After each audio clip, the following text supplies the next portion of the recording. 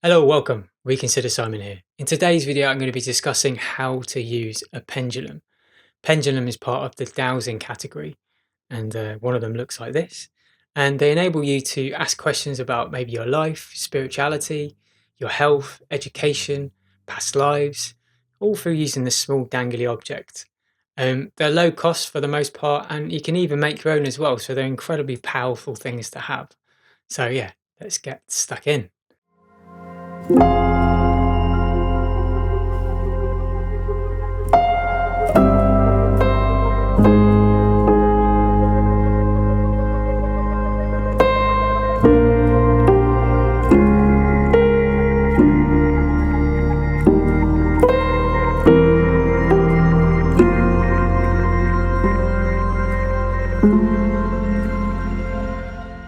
So, pendulums.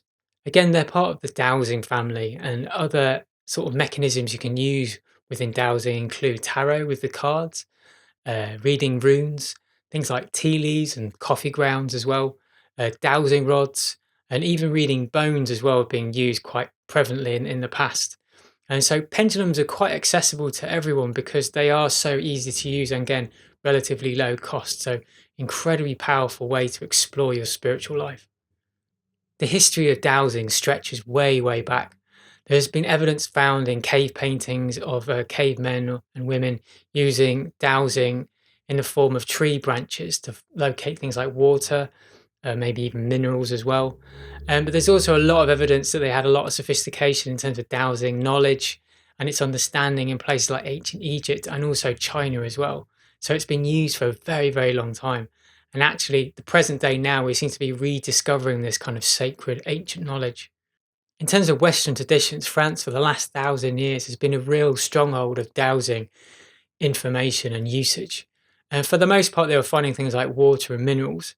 But what I found quite fascinating is actually the church, the priests were actually the real keepers of quite hidden depths of knowledge to do with dowsing, which is kind of at odds with the idea of the church in a traditional sense at the moment.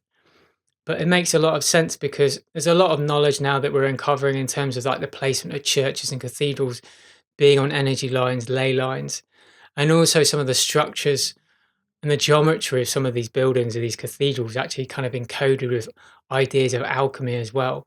So it would make a lot of sense that the priests at this time would have a lot of this sacred knowledge. A lot of the dowsing knowledge, obviously, over the last few hundred years has been lost. And it's only until recently that we're really rediscovering some of this knowledge. This happened a lot due to suppression of information, suppressive knowledge, but also due to migration away from rural communities into industrial areas due to the Industrial Revolution. People were trying to find work in towns and cities due to mechanization. So this also perpetuated the loss of knowledge and a moving away from natural principles as well. And humanity's really kind of moved away too much, in my opinion, from these natural principles and aligned itself with a more of an artificial based, matrix based reality. Pendulums now, for the most part, are used as a part of informational dowsing, so people asking questions about their lives. So in this video, that's what we're focusing on and some of the techniques you can use to kind of enhance that experience.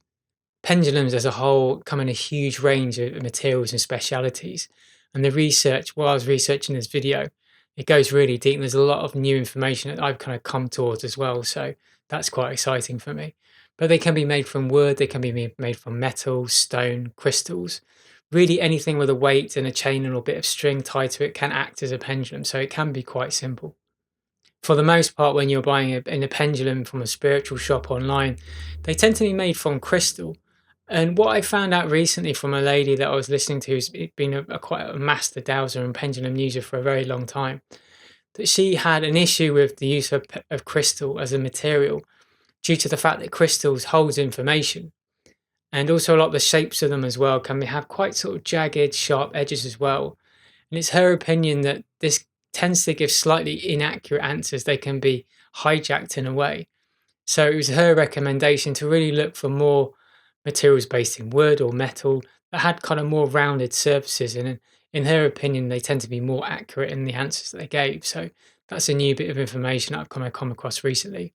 But previously, I was always using crystal pendulums. I mean, I had a good level of success rate, but there was a slight error margin sometimes. So maybe that is due to the fact of crystal being the main material of my pendulum. But again, these pendulums are very widely accessible. If you can go to a spiritual shop, it's great because it means you can kind of physically touch the pendulums and find what works for you, what you're drawn to. But if you buy things on the online as well, if you're not really close to those sort of shops and you want more of a selection, buying online is fine. But just see how it feels when you look at the images of pendulum, which one is really calling to you as well, and that could be the pendulum for you. Now, in terms of ethics, ethics are really important when you're using your pendulum. And this is all information that I've been input from various teachers I've had and things that I've read. But things like free will is really important. So not asking questions about other people, how they feel about you. And it's very tempting, especially in a romantic situation, to try and data gather information about a particular person, how they might feel about you, their whereabouts, etc. These things would be incredibly grey areas to kind of get involved in. So free will is an important thing. Of course, if they have if they give you their permission to ask questions, then that's absolutely fine. But free will is really, really important. Also, things like financial gain, like buying lottery tickets and sort of finding out lottery numbers, that's another kind of strange grey area as well. And a lot of times, if you're not absolutely certain, maybe have a look online to see the ethics of it. But you can also ask your pendulum as well, the ethics of particular questions, whether it's allowed to ask that particular question. It's important also to get the sort of more accurate answers, is to be aware of the energies and where you're kind of asking the questions with your pendulum, where you're sitting. There's all these variables to kind of consider. And again, like I alluded to earlier, the idea that pendulums, you can get inaccurate answers. And this can be down to a myriad of factors. It could be because you're tired or drunk, or maybe you're like quite emotional, maybe something bad has happened to you, so you're emotionally not very stable. These can all give kind of inaccurate answers because you're not in a very balanced state. And being balanced and calm, gives you more accurate answers. But there's also another realm you need to consider as well. There's kind of energy lines, natural energy lines, there's artificial energy lines. All these things can affect the answers your pendulum gives you. And then more cosmically, obviously the idea of kind of conscious energies or conscious entities that actually like trickster energy that's sort of messing around with you and giving you incorrect answers as well. So these are all things that can kind of manipulate and kind of change the accuracy of the questions you ask. When using the pendulum, the optimal place to use it is when you're sat down really with your legs firm on the floor. But I also do use it stood up as well, or cross legs and in a meditation position like I am now. So you have those various, flexibility there. But one of the first important things you need to do is to really clear the space, clear the energy. And you might have your own techniques to do that. Obviously, I do things like I light a candle, use things like Palo Santo or sage, or even chimes as well. The use of sound to kind of clear the energy, clear the space. Another really important aspect is to have a kind of vocal component to this, where you're saying some kind of prayer or mantra, again to clear the energy, to clear any entities, but just try and set the intention to get the most accurate answers you can. I have a couple of prayers and mantras that I use to sort of set the intention and clear the space before I begin using my pendulum. And the first one sort of clears the space. And it goes like this: I evoke the violet flame to create a circle of protection around me.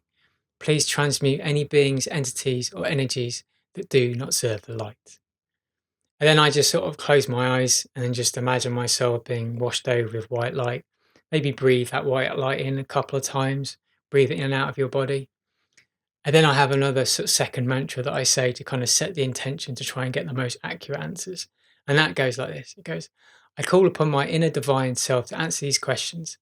I seek only the absolute truthful answers which are aligned with the greatest good for me, my health, and humanity. And that really powerfully sets the intention for me to kind of zone me into that space. So you've cleared the space with your prayer and mantra. The next step is to actually use your pendulum. Like I said, preferably sit down with your feet firmly on the floor just to ground the energy. When at very beginning of my dowsing journey, Maria Wheatley, who's a master dowser, she recommended actually using the pendulum over the right hand side of your leg, nearer the knee, in terms of dangling it over the top of that area. For the specific reading that she claimed, there was some kind of portal that just kind of aided the use of the pendulum in a more accurate way. Like I said, I do try to adhere to that, but not strictly. I do sort of stand up as well, or I sit down cross-legged. But I do try to kind of follow that method. So yeah, you're holding the pendulum in your most dominant hand. So for me, I'm right-handed, so I'm sort of would hold the pendulum in that hand, and then I cup with my opposite hand underneath the actual pendulum itself, above the knee, and this is just to kind of contain the energy. And then leading on from that, once I'm comfortable, I would just try and get a baseline in terms of the answers. So I'll ask the pendulum, show me a yes answer. And then for me, it always rotates clockwise. And my next question will be, show me a no answer. And again, for me, it goes anti-clockwise.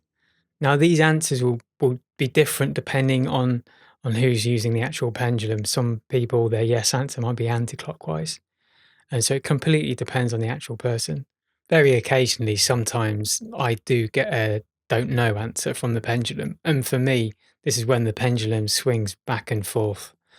So this happens very, very occasionally. But just to reiterate, that again might be completely different for other people. I have known some people that their yes and no answers change, which is why you always should check. But for me, always, from the very day one of using a pendulum, I've always had the same answers: yes as clockwise and no as anti-clockwise. But this back and forth swing of the pendulum is also used in another aspect of pendulum dowsing in terms of trying to locate objects within a building, or also map dowsing as well. And it's that if you ask the question, like, show me where my car keys are, for example, the pendulum will start to swing back and forth, up and down. And then whatever the dominant sort of direction is, so if it's kind of pushing more directly away from you, then that's an indication to follow that kind of motion and to sort of basically walk forward to find your car keys. And then vice versa, if it was swinging more back towards you, then your car keys will potentially be behind you. So that's an important aspect of the back and forth motion, which will come in handy in other projects. But also in terms of map dowsing, that's also an action that's used when you're trying to locate actual positions on a map. The swinging back and forth, again, if it's dominantly swinging away from you, you just follow the pendulum. And then at some point, for me, once it's found the location that you're looking for, then it will start to rotate clockwise to denote on the map exactly where the pendulum is pointing. The next bit would be to ask whether you're in a balanced position, but you've done all the clearing, you're feeling good, you're feeling calm, you're feeling balanced. But maybe it's a good idea to ask your pendulum, am I balanced to use this pendulum? So that's what I say next. I say, am I balanced to use this pendulum? And for the majority of the time, it swings clockwise, which for me means yes. So it means I can proceed using a pendulum. If I'd had a drink, or I'd be tired and maybe feeling emotional, sometimes it has given me a no answer. So then I know that whatever questions I'm going to ask, the answers aren't going to be that accurate. You can optimize the level of your accuracy even more. Don't necessarily need to do this, but maybe be aware of that. Where you asking that question, what part of the room, what part of the house? You can ask your pendulum, is this a good place to ask questions? And then if it says no, maybe you could move somewhere else and ask the same question to optimize the accuracy of your answers. Also, the length of the actual chain or the string that you're holding. If you're holding it from too high up the thread, maybe that's giving you a less accurate answer. And again, you can ask your pendulum, am I holding a good position? If it says no, maybe you could move your hand further down the string to get a more accurate answer. And again, ask the pendulum, is this a good position to hold my pendulum? And then hopefully it'll give you a yes answer, and then you can proceed. But again, there's all these other techniques that you can kind of look into, sort of really increase the accuracy of your pendulum questions. In terms of your question, the more specific you are, and the more detailed in your question, the more accurate the answers are going to be. I mean, I'm not talking about long-winded questions, but sometimes you can get strange answers because there's a bit of vagarity in the way you've actually asked it. And I write my questions down, and then I tend to sort of record the answer that I got back, so I kind of refer back to it later. And I have found that the kind of the way you write or answer ask the question really, really does make a difference. But again, the sort of type of questions you can ask are quite extensive, and it's only really limited by your imagination. And again, through the research of this video and the more I kind of learn spiritually and metaphysically, I'm realizing actually the kind of the expanse of what you can ask within dowsing is quite incredible. And but things like, jobs, like housing, losing items, you can sort of try and find your car keys. Questions to do with your health. This is one that I've used a lot. And things to do with past lives, I've used quite extensively as well. Map dowsing is really fun as well. Things to do with food, what optimal food that your body needs. You can use your pendulum for that as well. Supplements, like deciding what supplements to take. Homeopathy, what remedies you might need. Also, kind of dosages as well. Like that kind of applies to things like supplements, like how many tablets should I take, how many times a day. These are all kind of questions you can ask as well. Another powerful one is like back flower remedies, which I use for kind of, I took some recently and I use the pendulum and it gives you really, really accurate, specific answers like what remedies you need to help your day. So yeah, the kind of the questions you can ask are limitless, really. So in conclusion, pendulums. Again, I'm unpicking more and more like information to do with pendulums. It is quite easy to get. It's quite seductive, and you can get obsessive about pendulum. I have had periods where I've used the pendulum too much in terms of asking questions about everything to do with it. So be aware of that. You know, I think as humanity develops, we'll probably not have to have these tools of divination and dowsing because our innate abilities and our innate intuition will grow so much that we won't really need these tools. But for now, they're incredibly useful. But I think it's good to be aware of not overusing it and just having, again, thinking about the ethics of it as well. And also just be aware of your error rate. And I'm not 100% accurate. I know there are some things that I'm better at when asking the questions. There's some areas, especially if you're really emotional about something, I always tend to get quite an inaccurate answer because you end up influencing that pendulum. And that's another big thing that can happen is you want something so much that you just end up kind of overriding the pendulum and it just goes with your will rather than what's actually kind of reality. So that's another thing to kind of look out for as well. But again, that influence can be you, but it can be also exterior as well. You get trickster energies. It's hard to tell what's going on behind the scenes, behind that veil, but definitely the pendulum can be influenced. So that's why it's important to make sure that you're in a calm, balanced state, and also that you've cleared the space as well. That helps, to increase the accuracy and to make sure it hasn't been hijacked or influenced at all. And once you've progressed from being comfortable with the use of pendulum in loads of different applications, you can take it to really advanced levels in terms of using it for map dowsing or I've used star charts recently, where it's actually charting my star seed lineage of my soul through use of a pendulum, which gave me some really fascinating information. Also, things like auras as well, measuring your auras and chakras using a pendulum, quite powerful.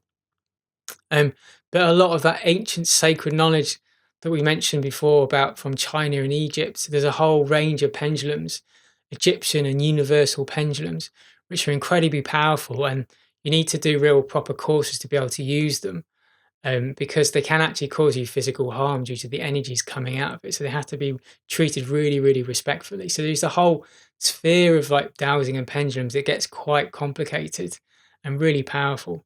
Well, thank you so much. That about wraps this up. I've been Reconsider Simon. This is how to use a pendulum. I hope it's been useful.